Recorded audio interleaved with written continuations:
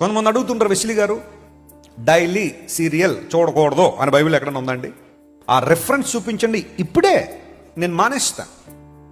అది లేనందువల్లనే నేను రోజుకి 8 సీరియళ్ళు. అమ్మా చెప్పరా, 3 సీరియల్ కవర్ చేసేస్తున్నానండి.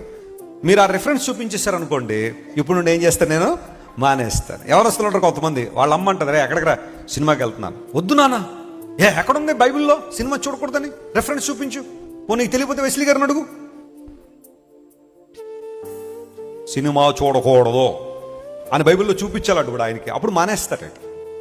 ఇలా చాలామంది అనవసరమైన వాదన చేసేవాళ్ళు ఉంటారు. ఈ రిఫరెన్స్లు కనబట్టలేదు నీకు, చెడుతనము చూడకుండా కన్నులను ఏం చేయాలట, మూసే అన్నాడు. మరి ఎంతకన్నా ఏం కావాలి నీకు? చెడుతనం చూడొద్దని బైబిల్ చెప్పినప్పుడు నీకు మరలా ఆ సినిమా చూడకూడదు, ఇంగ్లీష్ సినిమా చూడొద్దు, ఫ్రెంచ్ సినిమా చూడొద్దు, మలయాళం సినిమా చూడొద్దు అని అన్నీ ఉంటాయి అక్కడ.